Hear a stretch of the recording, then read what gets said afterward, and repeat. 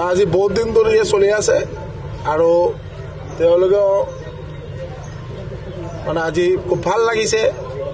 যে মাননীয় মুখ্যমন্ত্ৰী মহোদয় যে আগ্ৰহ কৰিছিলে আমাৰ ডক্টৰ হিমন্ত বিশ্ব শৰ্মা আমাৰ সকলোৰে প্ৰিয় মুখ্যমন্ত্ৰী আৰু মুখ্যমন্ত্ৰী আজি আমাক ইয়াত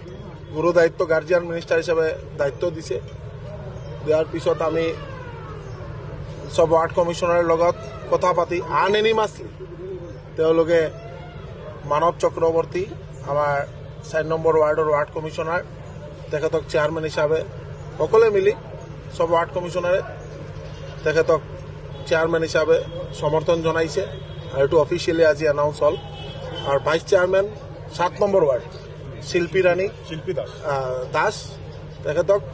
গোটেই সকলো ৱাৰ্ড কমিশনাৰে সাপোৰ্ট জনাইছে আৰু আমি ভাবো আজিৰ পিছত মানে এটা ভালকে ষ্টেবল এটা মিউনিচিপাল বোৰ্ড গঠিত হ'ব আৰু মাননীয় মুখ্যমন্ত্ৰী মহোদয়ৰ নেতৃত্বত যাতে হাইলাকান্দি টাউন চহৰ এটা স্মাৰ্ট সিটি হিচাপে তেওঁলোকে গঢ়িব পাৰে তাৰ কাৰণে সকলে সমৰ্পিত মন লৈ কাম কৰিব আৰু আমাৰ বিশেষকৈ আমাৰ ইয়াত প্ৰভাৰী কিশোৰ নাথ এক্স MLA বৰকলা ইও উপস্থিত আছিলে আৰু আমাৰ ভাৰতীয় জনতা পাৰ্টিৰ সকলো কাৰ্যকৰ্তা সকলে যেটো বিচাৰিছিলে যে এটা এমিকেবল সেটেলমেন্ট কৰি যাতে এটা সুন্দৰ বোৰ্ড গঠন হয় আজি আমি ভাবো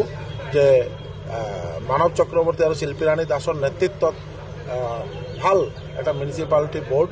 কাম কৰিব পাৰিব ভালকে তেওঁলোকে ৰাইজৰ সেৱা কৰিব পাৰিব